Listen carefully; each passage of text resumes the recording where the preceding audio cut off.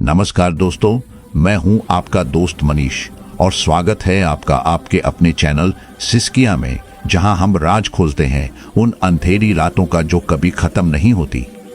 दोस्तों, क्या होता अगर आपकी ही परछाई आपका पीछा करने लगे? अगर कोई ऐसा राज हो जिसे जानकर आपकी रूह कांप उठे।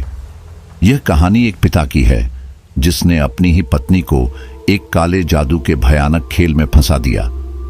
अपने बेटे की बलि देकर उसने शैतान से एक समझौता कर लिया था और अब उसकी बेटी को भी उसी अंधेरे में धकेलने की तैयारी थी।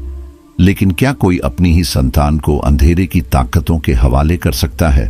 भूतिया जंगल, शैतानी किताब और एक ऐसा नाम जिसे डायरी में लिखते ही मौत दस्तक दे देती है।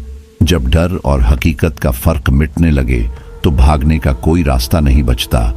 क्या नीरू अपनी बेटी को बचा पाएगी या फिर शैतान अपना हक छीन ही लेगा? कहानी को शुरू से अंत तक सुनिएगा।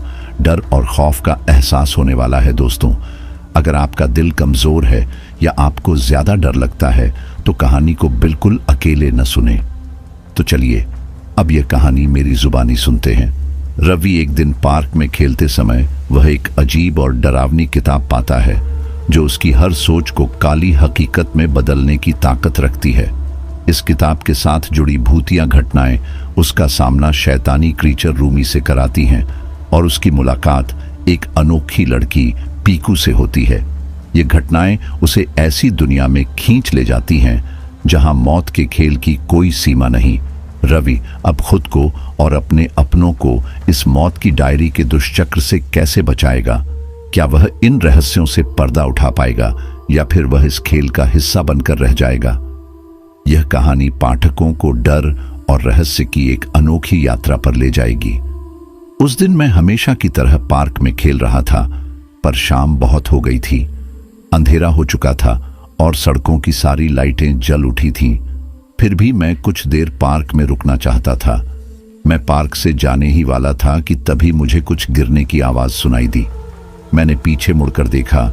एक किताब जमीन पर गिरी हुई थी, पर आसपास कोई भी नहीं था। मैं धीरे धीरे उस किताब के पास गया। बहुत अजीब सी किताब थी। उसके कवर पर एक शैतान जैसा चेहरा बना हुआ था और कुछ अजीब निशान थे। किताब के चारों किनारों पर लाल मणियां जड़ी थीं, लेकिन उनका रंग फीका पड़ चुका था। बीच में एक पीली रंग की मणि थी। मैं वापस जाने लगा, लेकिन पता नहीं क्यों मेरा मन किया कि मैं वापस जाकर उस किताब को उठा लूं, और मैंने वैसा ही किया। मैं उस किताब को घर ले आया। रात के 8 बजे मैं अपने डेस्क पर पढ़ाई कर रहा था और वह किताब भी वहीं रखी हुई थी। मेरी नजर बार बार उस किताब की तरफ जा रही थी। आखिरकार मैंने किताब खोली। उसमें जो लिखा था वैसी अजीब चीजें शायद मैंने कभी नहीं देखी थीं। किताब के पहले पन्ने पर कुछ अजीब नियम दर्ज थे। जिसके पास यह किताब होगी सिर्फ वही इसका मालिक होगा। इस किताब पर जिसका नाम लिखोगे 1 घंटे के अंदर उसकी मौत निश्चित है। किताब का मालिक व्यक्ति की सोच पढ़ सकता है। अगर किताब का मालिक इसे खो देता है तो उसकी भी मौत निश्चित है। गलत नाम लिखने पर व्यक्ति की मृत्यु नहीं होगी।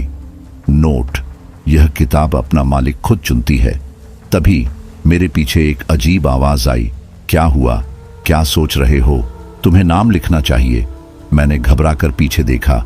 कमरे के कोने में एक काली परछाई बैठी हुई थी। वह परछाई उठकर मेरे सामने आ गई।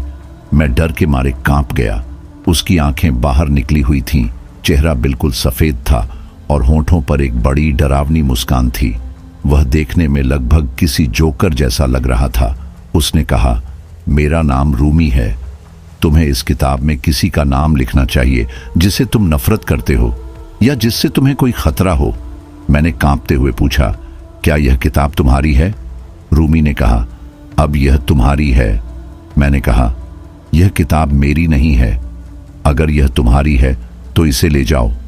रूमी मुस्कुराया और बोला, अब यह तुम्हारी हो चुकी है। इतना कहकर वह अचानक गायब हो गया। अगले दिन शाम को मैं बाजार जाने के लिए कार चला रहा था। मैंने देखा कि कुछ गुंडे एक बुजुर्ग औरत को परेशान कर रहे थे और उसके पैसे छीन रहे थे। वे 4 लोग थे, इसलिए मैं कुछ नहीं कर पाया और वहां से चला गया। उस रात मैंने सोचा, अगर यह किताब सच में इस तरह काम करती है तो मुझे इसमें नाम लिखना चाहिए। मैंने उन गुंडों में से एक का नाम लिखा, रोहन। मुझे कुछ भी महसूस नहीं हुआ।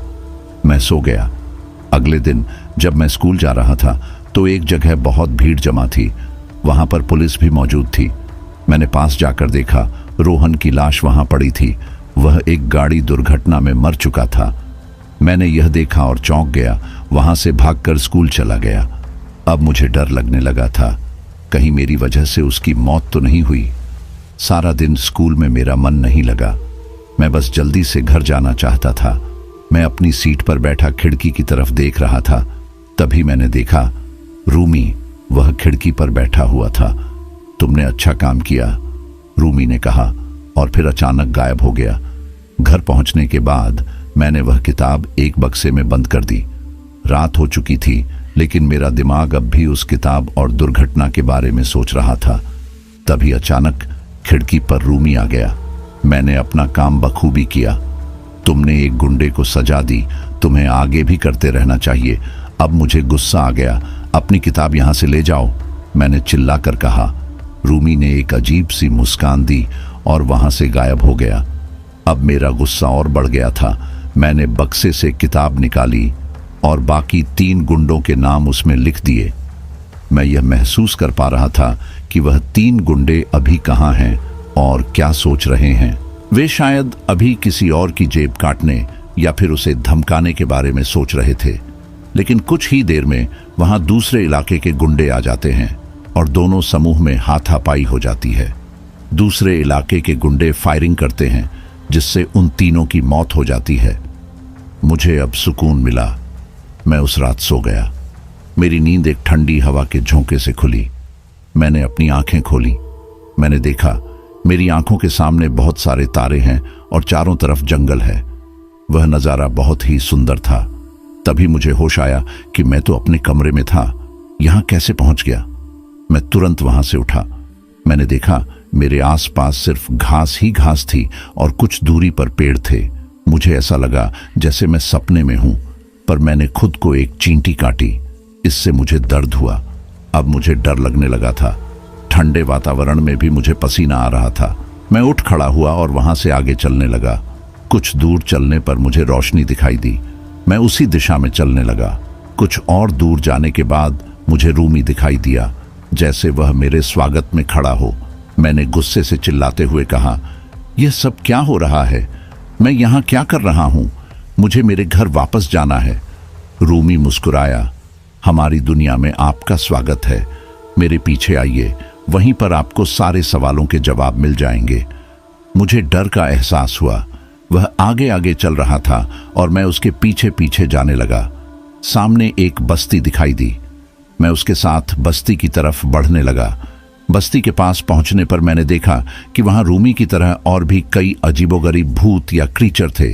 वे बहुत ही अजीब दिख रहे थे। उन सबके सामने मैं खुद को बहुत अलग और असहज महसूस कर रहा था। मुझे वहां घुटन हो रही थी।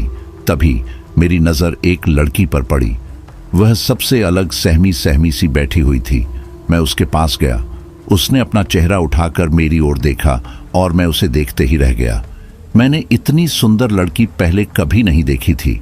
उसकी आंखें गहरी और चमकदार थीं, लंबी नाक और पूरा बदन जैसे हीरे जैसा चमक रहा था। मैंने उससे पूछा, तुम यहाँ क्या कर रही हो? उसने कोई जवाब नहीं दिया। मैं उसके पास बैठ गया और दोबारा पूछा, तुम यहाँ कैसे आई? अब उसके मुंह से एक मीठी आवाज निकली, मुझे कल ही एक किताब मिली थी, पर पता नहीं मैं यहाँ कैसे आई। जब मैंने अपनी आंखें खोली तो खुद को यहाँ पाया। कोई अजीब सा आदमी या फिर पता नहीं क्या मुझे यहाँ तक लेकर आया और उस कोने में बिठा दिया। मैं यहाँ से वापस घर जाना चाहती हूँ, लेकिन कोई मुझसे बात नहीं कर रहा। मुझे डर लग रहा है। मैंने कहा, डरने की कोई बात नहीं, मैं भी अभी अभी यहाँ आया हूँ। मैं चीज़ों को समझने की कोशिश कर रहा हूँ, पर कुछ समझ नहीं आ रहा। फिर मैंने उससे पूछा, क्या तुम रूमी को जानती हो? उसने कहा, नहीं, मैं यहाँ किसी को नहीं जानती। मैंने पूछा, क्या तुम्हें कोई किताब मिली थी? उसने कहा, हाँ मिली थी। वह किताब कहाँ से मिली? मैं अपने स्कूल से घर की तरफ जा रही थी, तब मुझे किताब रास्ते पर पड़ी मिली। वह किताब कैसी दिखती थी? वह बहुत अजीब सी थी। उसमें अजीब से निशान बने हुए थे। क्या उसमें कोई पत्थर लगे थे? नहीं, उसमें किसी भी तरह के पत्थर नहीं थे। क्या तुमने उस किताब में किसी का नाम लिखा था? नहीं, मैंने कुछ भी नहीं लिखा, बस कुछ नियम पढ़े थे। वे नियम पढ़कर मुझे बहुत अजीब लगा, पर मैंने किसी का नाम नहीं लिखा। फिर उसने मुझसे पूछा, क्या तुम्हारे पास भी ऐसी ही किताब है? मैंने जवाब दिया, हाँ, पर तुमसे थोड़ी अलग है।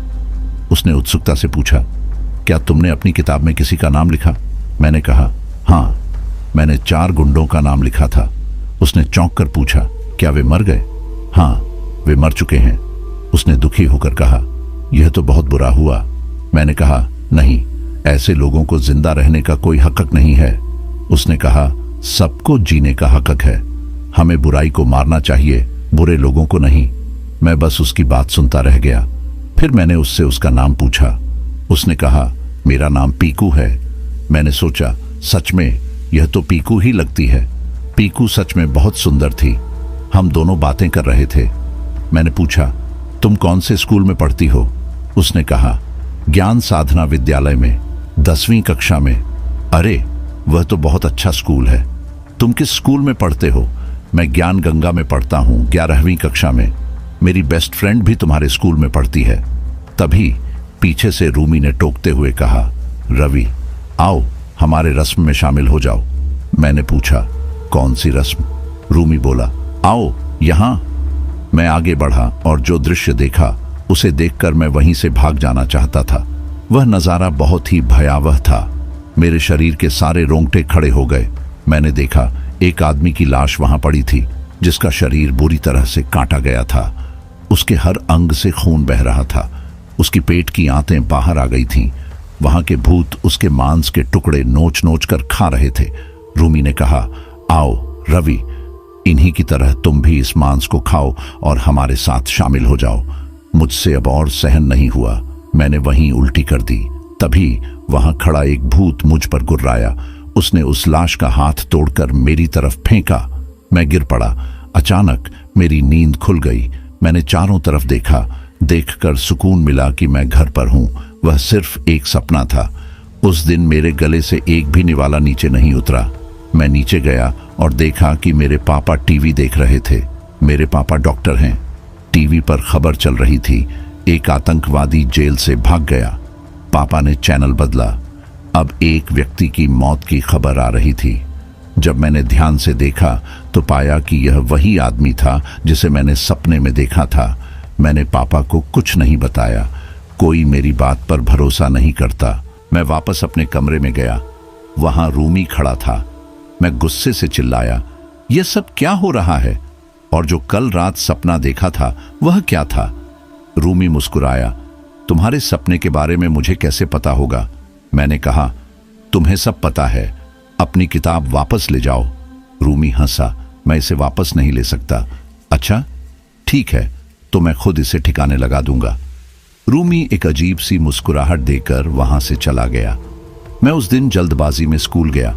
क्लास के बेंच पर बैठकर मैं खिड़की की तरफ देख रहा था। तभी मुझे ख्याल आया पीकू के बारे में।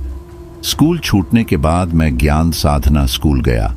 मैंने पता करने की कोशिश की कि पीकू वहां पढ़ती है या नहीं, पर मुझे ऐसा कुछ भी पता नहीं चला। मैंने उस स्कूल की 10वीं की छात्राओं से पूछा कि क्या वहां पीकू पढ़ती है। उन्होंने कहा, हमारे क्लास में कोई भी पीकू नाम की लड़की नहीं है। मैंने सोचा वह मेरा सपना ही था, पर उस व्यक्ति का क्या जिसे मैंने देखा था? मैं वहां से घर चला गया। कुछ दिन ऐसे ही कट गए। एक दिन शाम को रूमी मेरे कमरे की खिड़की से अंदर दाखिल हुआ। मैंने रूमी से कहा, यह किताब अब तुम्हारी है। मैं इस किताब का मालिक होते हुए तुम्हें यह आदेश देता हूं कि इस किताब को ले जाओ। रूमी मना नहीं कर पाया। रूमी ने कहा, तुम्हें पता है कि अगर तुम किताब मुझे वापस कर दोगे तो तुम्हारी जान खतरे में है। मैंने कहा, मैं जानता हूं, तुम चले जाओ। रूमी उस किताब को ले गया। 3-4 दिन ऐसे ही बीत गए, पर कुछ नहीं हुआ। पर एक दिन शाम को जब मैं टीवी देख रहा था, वैसे तो मैं गाने सुन रहा था, पर एडवर्टाइजमेंट आने की वजह से मैंने चैनल चेंज किया। मैंने न्यूज़ चैनल लगाया और देखा कि एक आदमी की मौत असाधारण तरीके से हुई है। ठीक वैसे ही जैसे मैंने उस रात सपने में देखा था। मेरे दिमाग में खटका लगा, मैंने तो दोनों किताबें दे दी थीं, तो अभी मौत कैसे हो रही है। मैं पुलिस स्टेशन जाने लगा, यह जानने के लिए कि यह असाधारण दुर्घटना कैसे हुई। मैंने अपनी गाड़ी ली और पुलिस स्टेशन की ओर जाने लगा। मेरी गाड़ी किसी ट्रक के सामने आते आते बची। मुझे समझने में देर नहीं लगी कि कुछ तो है जो मुझे रोक रहा है। मैं जैसे तैसे पुलिस स्टेशन पहुंचा। मैंने पुलिस से रिक्वेस्ट की कि मुझे उस असाधारण मौत की फाइल दिखाई जाए। उन्होंने कहा, यह गुप्त जानकारी है, हम नहीं दिखा सकते। मैंने कहा, मेरे पापा डॉक्टर हैं, प्लीज आप मुझे वह दिखाइए। उन्होंने वह फाइल दिखाई। मैंने देखा, ये सारी लाशें वैसे ही थीं जैसे मैंने सपने में देखा था। आधी खाई हुई, पूरे जिस्म में जख्म थे। रिपोर्ट में लिखा था कि उसे किसी जानवर ने खाया है। ये सारी जितनी भी लाशें थीं सब जंगल से बरामद हुई थीं, पहाड़ के पीछे वाले जंगल से। बस अभी इतनी ही जानकारी थी, इसलिए मैं वापस आ गया। मैं डायरी लेकर घर पहुंचा। मेरे घर पर मेरे पापा नहीं थे। मैं अपने कमरे में गया। मैंने देखा मेरे कमरे में रूमी मेरा इंतजार कर रहा था। मैं उसे देखकर चौंक गया। मैंने पूछा, तुम मेरे कमरे में क्या कर रहे हो? रूमी बोला, पहले बताओ तुम कहाँ गए थे? मैंने कहा, मैं कहीं भी जाऊं तुम्हें उससे क्या? रूमी हंसते हुए बोला, मैं जानता हूं कि तुम क्या करना चाहते हो। तुम होने वाली मौतें नहीं रोक सकते। मेरे शैतान के सामने तुम कुछ भी नहीं हो। मैंने कहा, मेरे लिए परेशान मत हो रूमी, तू अपनी खैर मना, अब देखना मैं क्या करता हूं। रूमी गुस्से में गुर्राया, फिर अगले ही पल हंसने लगा। रूमी ने कहा, शायद तुम्हें पीकू की चिंता नहीं है। मैं चिंतित हो गया। पीकू का असली दुनिया में कोई अस्तित्व नहीं है। रूमी ने कहा, तुम गलत हो, बचा सकते हो तो बचा लो अपनी पीकू को। यह कहते हुए रूमी गायब हो गया। मुझे नीचे से कुछ आवाजें आने लगी। मैं तुरंत दौड़कर नीचे गया। मैंने देखा मेरे पापा बहुत अजीब व्यवहार कर रहे हैं। वह घर की सारी चीजें इधर उधर फेंक रहे थे। मैंने पापा को रोका, उन्हें संभाला। वह बेहोश हो गए थे। मुझे पापा ने हर आपातकालीन स्थिति में बताया था कि अब क्या करना चाहिए। मैंने उन्हें एक इंजेक्शन दिया। फिर भी मुझे कुछ समझ नहीं आ रहा था कि मैं क्या करूं, कहां से शुरुआत करूं। तभी घर के टेलीफोन की घंटी बज उठी। मैंने कॉल रिसीव किया। हेलो, कौन? दूसरी तरफ से आवाज आई, हेलो रवि, मेरी जान खतरे में है, मुझे बचा लो प्लीज। मैंने कहा, कौन बोल रहा है? कहां से बोल रहा है? अपना नाम बताओ, अपनी जगह बताओ। हेलो, कोई मेरा पीछा कर रहा है। मेरा नाम पीकू है। हम उस जंगल में मिले थे। मुझे बचा लो, मुझे छुपना होगा, प्लीज जल्दी आओ, मुझे तुम पर भरोसा है।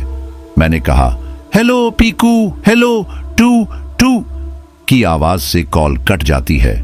अब मैं बहुत दुविधा में था, पापा को संभालूं या पीकू को बचाऊं। मैं तुरंत अपने दोस्त अक्षय के घर गया। मैंने उसे पीकू का नंबर खोजने के लिए कहा।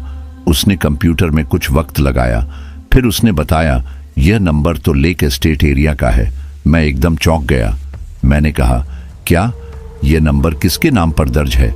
अक्षय बोला, हाँ, यह किसी पीकू कपाड़िया के नाम पर दर्ज है। मैंने कहा, पर लेक एस्टेट में तो कोई नहीं रहता। अक्षय बोला, अरे यह तो वही जगह है जहां 2 साल पहले हमारे साथ वह हादसा हुआ था। मैंने कहा, वह हमारा बचपना था, उससे इस बात का क्या ताल्लुक? अक्षय बोला, ताल्लुक है। याद है एक दिन तूने मुझे स्कूल में पीकू के बारे में बताया था, पर पीकू के कहने के अनुसार उसे ज्ञान साधना स्कूल में होना चाहिए था, पर वह वहां नहीं थी।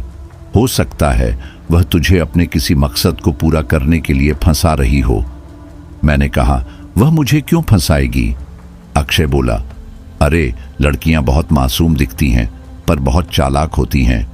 मैंने कहा, हमें उसे बचाना चाहिए। अक्षय बोला, लड़की के चक्कर में बुरा फंसेगा। मैंने कहा, तू मेरा सच्चा दोस्त है, तू जरूर चलेगा। अक्षय बोला, पर तेरे पापा का ख्याल कौन रखेगा? मैंने कहा, मैंने हॉस्पिटल से एक नर्स को बुलवा लिया है, वही उनका ख्याल रखेगी। अक्षय बोला, अगर घर में किसी को पता चला कि मैं लेक एस्टेट गया तो पापा मेरी बुरी तरह सुताई करेंगे। मैंने कहा, हम रात को जाएंगे, किसी को पता नहीं चलेगा। अक्षय बोला, ठीक है, सबके सोने का इंतजार करते हैं। उस रात अक्षय मेरे घर पर ही रुका। रात के 12 बजे हम दोनों घर से निकले। चारों ओर गहरा अंधकार था, गुप्त शांति जैसे सन्नाटा भी आज का दृश्य देखने को उत्सुक हो। रात में आवाज करने वाले कीड़ों की ध्वनि और भी ज्यादा भय उत्पन्न कर रही थी। अक्षय ने धीरे से गाड़ी निकाली। अक्षय गाड़ी चला रहा था। कुछ देर तक हम दोनों चुप रहे। हम दोनों होने वाले अनजान अंजाम से डरे हुए थे। हम एक पेट्रोल पंप स्टेशन पर रुके और वहां से पेट्रोल भरवाया। वहां के एक कर्मचारी ने पूछा, कहां जा रहे हो? अक्षय ने कहा, हम लेक एस्टेट जा रहे हैं। मैंने उसे टोकते हुए कहा, नहीं, हम कहीं और जा रहे हैं। वह कर्मचारी हमें अजीब तरह से घूरने लगा। हमने गाड़ी वहां से निकाल ली। गाड़ी में बैठते ही मुझे 2 साल पहले का वाकया याद आ गया। मैं 8वीं कक्षा में पढ़ता था। मैं और अक्षय की फैमिली लेक एस्टेट में रहते थे। वहां और भी कई फैमिली रहती थीं। वहां एक झील थी जहां जाना सख्त मना था। ये बात वहां के लोग जानते थे। एक दिन मेरे पापा ने मुझे अपने पास बुलाया। उन्होंने मुझसे कहा, तुम बड़े हो गए हो और पिता होने के नाते मेरा तुम्हें यह बात बताना जरूरी है। मैंने पूछा, क्या बात है पापा? पापा बोले, जितना हो सके नदी के पास मत जाना। अपनी परछाई से दूर रहो। कोई अजीब सी किताब दिखे तो उससे दूर भाग जाना। और एक जरूरी बात, अगर तुम्हें कोई घंटी की आवाज सुनाई दे तो तुरंत मुझे बताना। मैंने कहा, ठीक है पापा, पर इन सब से होगा क्या पापा? अभी जितना बताया है उतना ही करो। पापा वहां से चले गए। मुझे अब ऐसा लग रहा था जैसे मुझे कोई मिशन दिया गया हो। मुझे अच्छा लग रहा था। अगले दिन स्कूल खत्म होने के बाद हम घर जाने लगे। तभी अक्षय ने जिद की, चलो नदी के पास चलते हैं। मैंने उसे मना किया, नहीं, मेरे पापा ने मना किया है नदी के पास जाने के लिए। तेरा कुछ नहीं होगा। मेरी मम्मी और मेरे पापा ने भी मना किया था, पर हमारे दोस्तों को लगता है कि हम कमजोर हैं, लेकिन ऐसा नहीं है। हम उन्हें दिखा देंगे कि हम ताकतवर हैं और कुछ भी कर सकते हैं। मैंने कहा, पर पापा को अगर पता चल गया तो? उसने कहा, कुछ नहीं होगा, बस हमें किताब से दूर रहना है। मैं मान गया। हम उस नदी की तरफ जाने लगे। नदी के बाहर एक बड़े बोर्ड पर लिखा था, यहां जाना मना है। हम फिर भी अंदर चले गए। अक्षय ने कहा, हम अपनी एक वीडियो बना लेते हैं ताकि सब हम पर विश्वास करें। अक्षय ने फोन निकाला और वीडियो बनाने लगा। अभी दोपहर के 3 बज रहे थे और 4 बजने वाले थे। हमने देखा नदी में एक बोट रखी थी। मैं आगे चल रहा था और अक्षय वीडियो बना रहा था।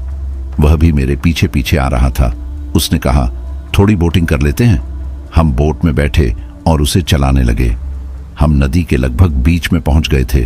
तभी ऐसा लगा मानो बोट जोर जोर से हिल रही है। अजीब सी आवाजें सुनाई दे रही थीं। हम दोनों डर गए। हमने जल्दी से बोट चलाने की कोशिश की। किसी तरह किनारे पहुंचे। हम तुरंत बोट से उतरे और नदी से दूर भागने लगे। कुछ दूर चलने के बाद हम रुके और जोर जोर से हाँफने लगे। मैंने डरते हुए फिर से नदी की तरफ मुड़कर देखा। वहां एक काली परछाई खड़ी थी। मैंने अक्षय से कहा, वह देख, नदी में। अक्षय ने भी उसे देखा। अक्षय ने मेरा हाथ पकड़ा और बिना इधर उधर देखे मुझे साथ लेकर दौड़ने लगा। जितना हो सका हम उतना दूर भागते गए। हम घर के सामने आकर रुके। अक्षय ने कहा, यह बात हम किसी को नहीं बताएंगे। मैंने कहा, हाँ, तूने सही कहा, वही हमारी सबसे बड़ी गलती थी। शाम हो गई थी। मम्मी पापा ने खाने के लिए बुलाया। मैं खाना खाकर अपने कमरे में चला गया। मेरी मम्मी आई और मुझसे पूछा, तुम्हें कोई तकलीफ है? तुमने खाना सही से नहीं खाया। मैंने कहा, मैं ठीक हूं मम्मी। शुभ रात्रि कहकर वह चली गई। मैं सारी रात उसी घटना के बारे में सोच रहा था। हल्की सी नींद आई और मैं सो गया। नींद बहुत गहरी थी। कुछ देर बाद कान के पास हल्की सी हवा बहने लगी। मुझे ऐसा लगा जैसे कोई मेरे कान में फूंक मार रहा हो, लेकिन मेरी नींद इतनी गहरी थी कि मैं आंखें खोलकर देखना भी नहीं चाहता था।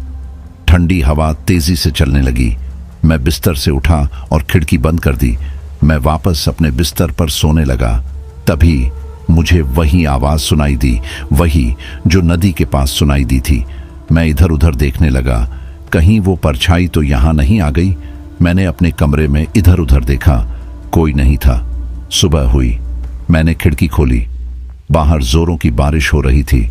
बारिश की बूंदों की वजह से हल्का कोहरा छाया हुआ था। मेरी गाड़ी का पहिया लगभग आधा डूब चुका था। मैंने सोचा क्यों ना अक्षय के घर चला जाऊं। मैं बिना नाश्ता किए छतरी लेकर अक्षय के घर जाने लगा। दरवाजा खोला तो देखा बाहर बहुत तेज बारिश हो रही थी। शायद सारी रात बारिश हुई होगी। मैंने गाड़ी स्टार्ट करने की कोशिश की लेकिन वह चालू नहीं हुई। तभी पापा ने बाहर से आवाज लगाई, कहाँ जा रहे हो? मैंने कहा, पापा मैं अक्षय के घर जा रहा हूं। पापा बोले, इतनी बारिश में मत जाओ। मैंने कहा, पापा कोई दिक्कत नहीं होगी, मैं चला जाऊंगा। पापा ने गंभीरता से कहा, बेटा सुनो, बाहर जाना जरूरी नहीं है, तुम बाद में भी जा सकते हो। पापा की बात सुनकर मैं वापस घर में आ गया। मैं टीवी के सामने बैठा ही था कि तभी दरवाजे की घंटी बजी। पापा ने दरवाजा खोला। बाहर अक्षय खड़ा था। वह बहुत घबराया हुआ था। पापा ने उसे अंदर बुलाया। वह कांप रहा था जैसे उसने कोई भूत देख लिया हो। मैंने पूछा, क्या हुआ? वह कुछ नहीं बोला, बस डर की नजरों से मुझे देखने लगा। फिर अचानक उसने मेरा हाथ जोर से पकड़ लिया और घबराहट में कहा, वह आई थी। मैंने पूछा, कौन?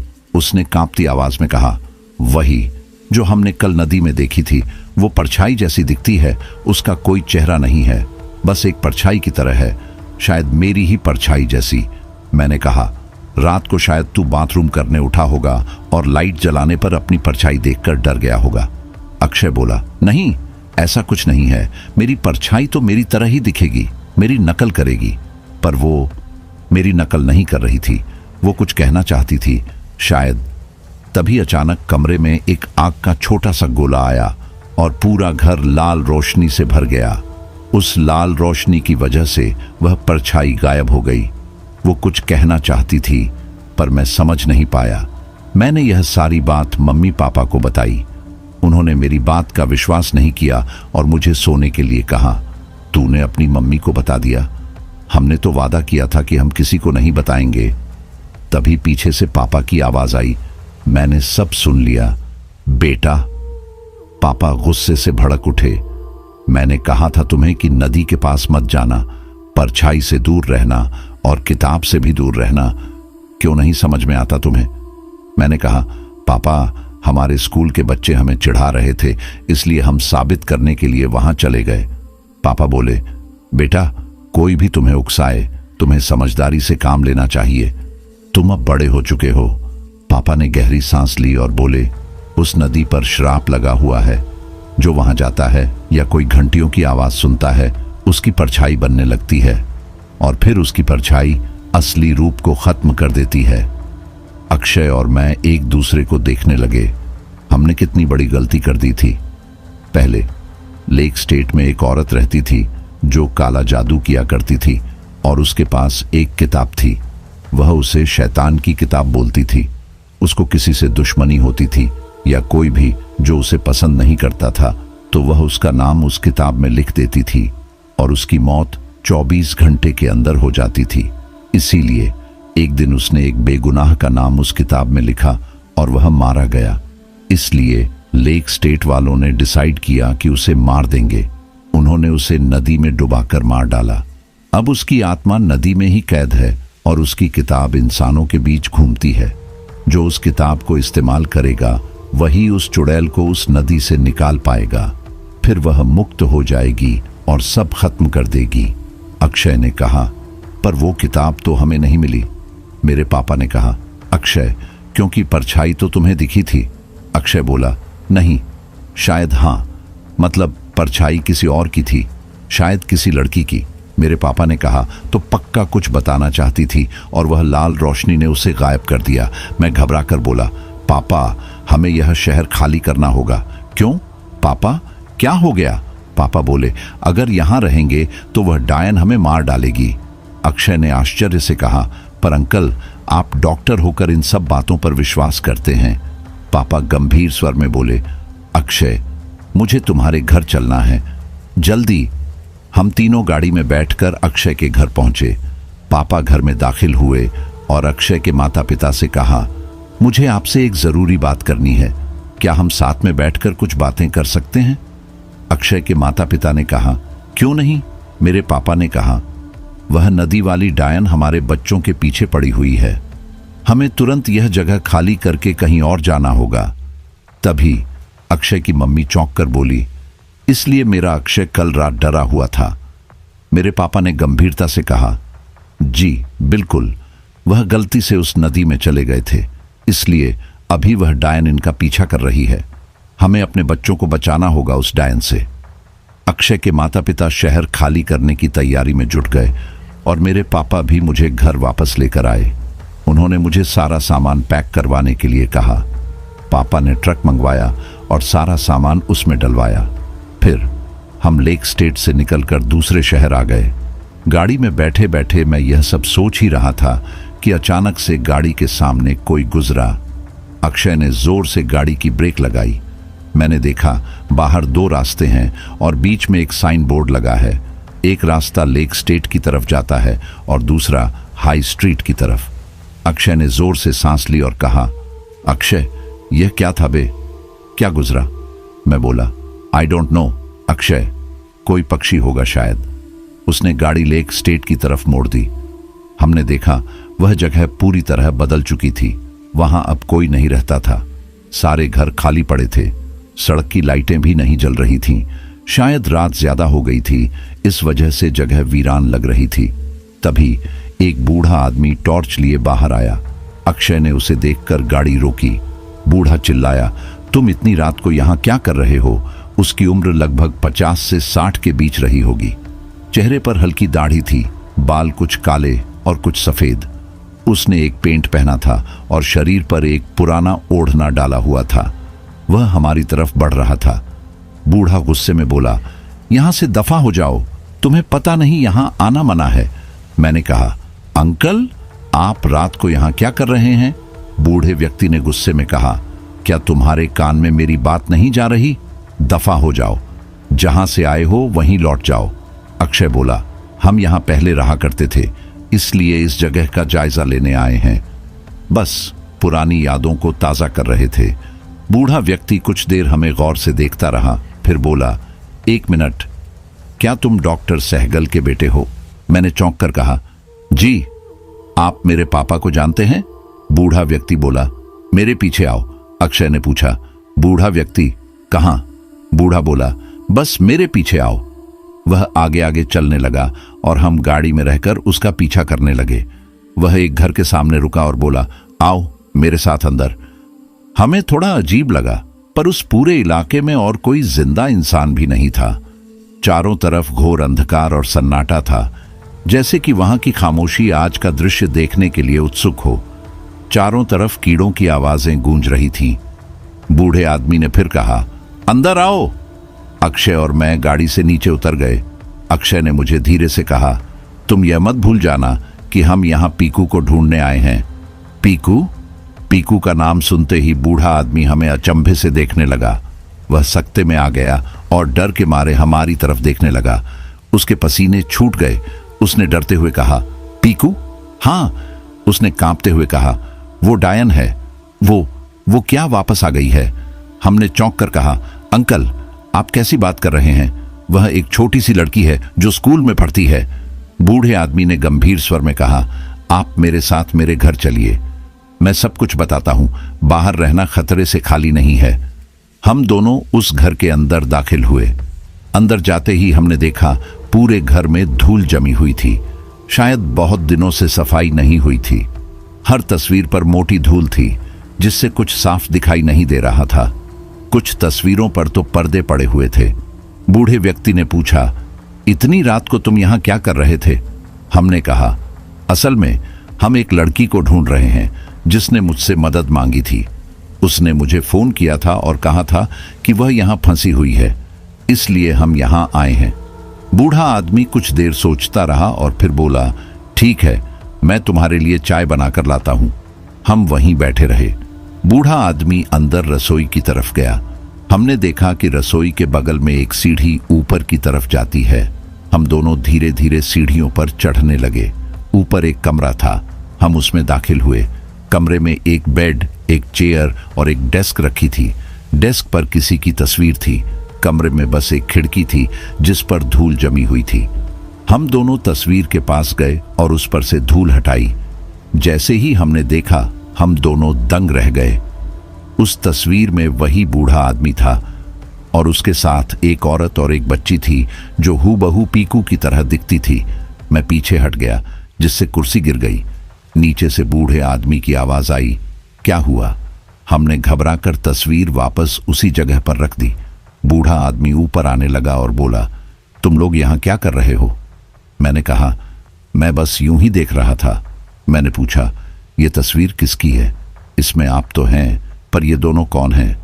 बूढ़े आदमी ने गहरी सांस ली और कहा, ये मेरी बीवी और मेरी बेटी हैं जो बहुत सालों पहले गुजर चुकी हैं। मैं चौंक गया। क्या आपकी बेटी का नाम क्या था? बूढ़े आदमी ने कहा, मेरी बेटी का नाम पीकू था। हम दोनों ने एक दूसरे की तरफ देखा। अक्षय ने कहा, जो लड़की हमसे मदद मांग रही थी उसका नाम भी पीकू था। बूढ़े आदमी की आंखें डर से फैल गईं। उसने कांपते हुए कहा, तुम्हें यहां नहीं आना चाहिए था, तुम्हें फंसाया गया है। अक्षय ने घबराकर पूछा, फंसाया? किसने और क्यों? कोई हमें क्यों फंसाना चाहेगा? बूढ़ा व्यक्ति गंभीर होकर बोला, बताता हूं। यह सब 10 साल पहले शुरू हुआ था, जब मैं और मेरा परिवार, मेरी पत्नी और मेरी बेटी इस क्षेत्र में रहते थे। मैं एक कारखाने में काम करता था। मेरी कमाई ठीक ठाक थी, जिससे मेरा घर चलता था। मेरा एक 6 साल का बेटा भी था। एक दिन वह अचानक गायब हो गया। मैंने बहुत इश्तिहार छपवाए, पर वह नहीं मिला। एक रात मैं सो रहा था, तभी मुझे अजीब अजीब आवाजें सुनाई देने लगीं। मैंने उठकर देखा, मेरी बीवी मेरे बाजू में नहीं थी, मेरी बेटी भी वहां नहीं थी। मैं नीचे गया। हमारे घर में एक तहखाना था जहां हम पुरानी चीजें रखते थे। वहां से वह आवाजें आ रही थीं। वहां से वह आवाज साफ सुनाई दे रही थी। मैं नीचे गया। मैंने देखा, मेरी बीवी मेरे बेटे की लाश के सामने बैठी थी। वह उस पर कुछ मंत्र उच्चारण कर रही थी और काला जादू कर रही थी। मेरी बेटी भी वहां सम्मोहित होकर बैठी थी। उसने मेरी बेटी को वश में कर रखा था। मैंने जाकर अपनी बीवी को वहां से उठाया और जोरदार थप्पड़ मारा। मैंने गुस्से में कहा, तूने मेरे बेटे को मार डाला डायन। उसने ठंडे स्वर में कहा, उसे तो मरना ही था, उसकी मौत निश्चित थी। जिसको जाना होता है वह चला जाता है। मैं अपनी बेटी को वहां से ले आया और अपने बेटे को कफन दिया। फिर मैंने अपनी बीवी से पूछा, तूने ऐसा क्यों किया? क्या जरूरत थी? उसने हंसते हुए कहा, कमी तो हर चीज की है। तुमने मुझे दिया ही क्या है? ना अच्छा घर, ना अच्छे पैसे। हम जितना खर्च करते हैं उसके बाद हमारे पास कुछ नहीं बचता। हमारी कोई भी इच्छा पूरी नहीं होती। इसलिए मैंने शैतान का सहारा लिया और उसे ही अपना भगवान मान लिया। देखा नहीं, कुछ हफ्तों से हम कितने खुश हैं। मैंने गुस्से से कहा, तुम यहीं रहो, मैं अपने बच्चे को तुम्हारी पहुंच से बहुत दूर लेकर जा रहा हूं। उसने हंसते हुए कहा, नहीं हो सकता। पीकू पर शैतान का आशीर्वाद है। जब वह बड़ी होगी तो शैतान उसका पति बनेगा। समझ में आया? इसी वजह से मेरी बेटी कहीं नहीं जाएगी। मैं और मेरी बीवी में हाथापाई हुई। मेरे हाथ के पास एक वास पड़ा था जिसे मैंने उसके सिर पर दे मारा। उसका सिर खून से लथपथ हो गया और वह उसी समय मर गई। मैंने सारा खून साफ किया और लेक स्टेट की नदी में जाकर उसकी लाश बहा दी। जब मैं उसे नदी में बहाने गया तब मैंने देखा कि चारों ओर अंधेरा छाया हुआ था। काले कौवे आसपास मंडरा रहे थे जो मुझे काम करने से रोक रहे थे। घर आकर देखा तो मेरी बिटिया नहीं थी। मैंने बहुत खोजा पर वह नहीं मिली। इतने सालों बाद वह मुझे कैसे फोन कर सकती है? क्या तुमने पीकू को अपनी आंखों से देखा है? मैंने कहा, नहीं, मैंने उसे सिर्फ सपने में देखा था। बूढ़े आदमी ने कहा, क्या तुम डायरी के बारे में कुछ जानते हो? इसमें लोगों की मौतों के नाम लिखे हुए थे। मैं और अक्षय नदी की तरफ जाने लगे। रात बहुत हो चुकी थी। फिलहाल रात के 1 बज रहे थे। ठंडी हवा चल रही थी और उसकी आवाज हमारे कानों में गूंज रही थी। हम दोनों चुप थे। तभी अक्षय ने कहा, तुम्हें क्या लगता है नदी के पास जाकर हमें क्या मिलेगा? मैंने जवाब दिया, पता नहीं अक्षय, पर हम नदी से ज्यादा दूर नहीं हैं। हम नदी के पास पहुंचे। वहां एक आग जल रही थी और उसके सामने एक लड़की बैठी हुई थी जो बड़ी अजीब तरीके से आग को देख रही थी। हम उसके पास गए। इस बार मैंने उसके चेहरे को ध्यान से देखा। वह पीकू थी। मैंने पूछा, तुमने मुझे फोन किया था, तुम यहां क्यों बैठी हो, तुम क्या कर रही हो? पीकू ने ठंडी आवाज में कहा, आपको मेरे घर पर नहीं जाना चाहिए था।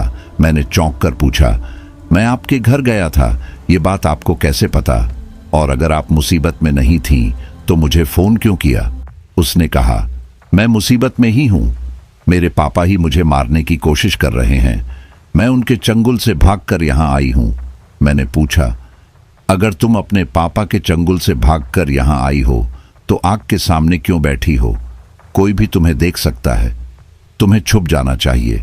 पीकू ने कहा, मुझे अंधेरे से डर लगता है। मैंने उससे पूछा, तुम्हारी माँ कहाँ है और तुम्हारे पापा ने तुम्हें क्यों नहीं मारा? पीकू ने जवाब दिया, उस डायरी में लोगों का नाम लिखवाने के लिए। अक्षय ने पूछा, जब तुम्हारी माँ मारी गई थी तब तुम्हारी उम्र कितनी थी? पीकू ने कहा, मेरी उम्र 6 साल की थी, अब मैं 16 साल की हूं। मैंने हैरान होकर पूछा, क्या तुम जिंदा हो? पीकू ने कहा, यह कैसा सवाल है, मैं जिंदा हूं अक्षय। तभी एक भयानक गुस्से से भरी हुई आवाज कानों में आई, तो खेल शुरू किया जाए। हमने मुड़कर देखा, वहां पीकू के पापा खड़े थे। उनकी आंखों में खून था, पूरी तरह से लाल। उनके पीछे से एक साया निकला। जब उसे ध्यान से देखा तो वहां पीकू खड़ी थी, लेकिन मैंने देखा कि मेरे बाजू में भी एक पीकू खड़ी थी और सामने भी पीकू खड़ी थी। मेरे पास वाली पीकू कहने लगी, वह असली पीकू नहीं है, मैं असली हूं। सामने वाली पीकू बोली, नहीं, मैं असली हूं, वह तुम्हें धोखा दे रही है। पीकू के पापा बोले, इन दोनों में से जो असली है उसे जल्दी चुन लो, क्योंकि अब मैं तुम सबको मारने वाला हूं। सामने वाली पीकू ने रोते हुए कहा, पापा, आप मुझे क्यों मारेंगे? पीकू के पापा बोले, बेटा, मैं तुम्हें नहीं मारूंगा, मैं तो बस जो तुम्हें गुमराह कर रहे हैं उन्हें मारूंगा। अक्षय ने कहा, हम किसी को गुमराह नहीं कर रहे हैं।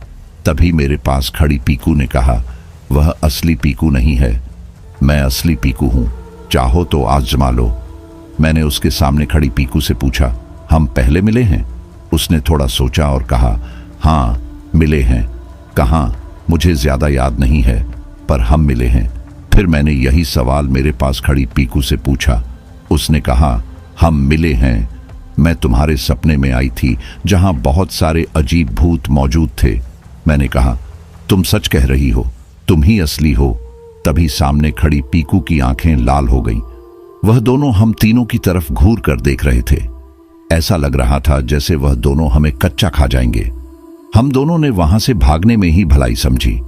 हम तीनों वहां से भागने लगे और भागते भागते एक पेड़ के नीचे आकर रुके, जहां एक तरफ नदी थी और दूसरी तरफ जंगल। पीकू ने कहा, मेरे पीछे आओ। हम उसके पीछे पीछे जाने लगे। वह हमें एक पुरानी झोपड़ी तक ले गई। हम डरे हुए थे। झोपड़ी के अंदर जाकर देखा तो वहां एक औरत बैठी थी। उसने हमारा स्वागत किया और हमें अंदर बिठाया। कुछ ही पल बाद पीकू और उसके पापा बाहर आए और चिल्लाने लगे, बाहर आओ तुम सब, आज मैं तुम्हें नहीं छोड़ूंगा। पीकू की मां ने जवाब दिया, हिम्मत है तो अंदर आकर दिखाओ। मुझे कुछ समझ नहीं आ रहा था कि क्या हो रहा है और क्या नहीं। मैंने देखा कि पीकू की मां के हाथों में वही किताब थी। उन्हें न चाहते हुए भी उस किताब में अपने पति का नाम लिखना पड़ा। वह बहुत रो रही थी क्योंकि वह अपने पति से बहुत प्यार करती थी। उन्होंने उनका नाम लिखा और हमने देखा कि उनके पति के ऊपर एक बड़ा सा पेड़ गिर गया और वहीं उनका अंत हो गया। जो बहरूपिये होते हैं वे मुझे चकमा नहीं दे सकते। मैं जो लेने आई हूं वह लेकर ही जाऊंगी। पीकू की मां ने कहा, ऐसा नहीं होगा। उन्होंने डायरी की तरफ देखा। आखिरी कुछ लाइनें बाकी थीं, लेकिन वह अपनी बेटी का नाम उसमें नहीं लिखना चाहती थी। वह अपनी बेटी को नहीं खोना चाहती थी। तभी कुछ ही देर में एक काला साया वहां आया। उसने पीकू की मां से कहा, नीरू, तुम्हें अपना वादा नहीं तोड़ना चाहिए। तुमने मुझसे वादा किया था कि अपनी खुशहाल और उन्नत जिंदगी के बदले अपने दोनों बच्चों की रूह मुझे सौंपोगी। चिंता मत करो, तुम्हारी बेटी मेरी रानी बनकर रहेगी। हाँ हाँ हाँ हाँ। चारों तरफ अंधेरा छा गया। तेज बारिश होने लगी। जोरदार हवाएं चलने लगी। ऐसा लग रहा था जैसे आज कयामत होने वाली थी। पीकू की मां ने कहा, नहीं, मैं अपनी बेटी किसी को भी नहीं दूंगी, मैं अपने बच्चों को किसी को भी नहीं दूंगी। नीरू, तुमने एक बार धोखे से अपने पति की रूह मुझे दे दी थी, इस बार मैं धोखा नहीं खाऊंगा, मुझे तुम्हारी बेटी की रूह चाहिए। मैंने पीकू की मां से कहा, आप तो मर गई थी ना, आपको तो डुबाकर मार दिया गया था। उन्होंने कहा, नहीं, मैं मरी नहीं थी, मैं जिंदा थी, और आज मेरी गलती की वजह से मेरी बच्ची की जान खतरे में है। अक्षय बोला, देखिए आंटी, आपको पीकू का नाम उस किताब में लिख देना चाहिए। नीरू ने कहा, मैं एक मां हूं, पर ऐसा नहीं कर सकती। अक्षय ने पीकू की मां से वह डायरी छीन ली और उसमें जबरदस्ती पीकू का नाम लिख दिया। नीरू, ये तुमने क्या किया? उन्होंने अक्षय से डायरी छीनने की कोशिश की। तभी डायरी 2 हिस्सों में बंट गई। अब हम सब दहशत में थे कि अब क्या होगा। उस काले साए ने कुछ मंत्र पढ़े जिससे वह और ताकतवर होने लगा। उसने एक छड़ी निकाली और उस पर पीकू का नाम लिया। तभी उस छड़ी से एक सांप निकला और पीकू की तरफ झपट पड़ा।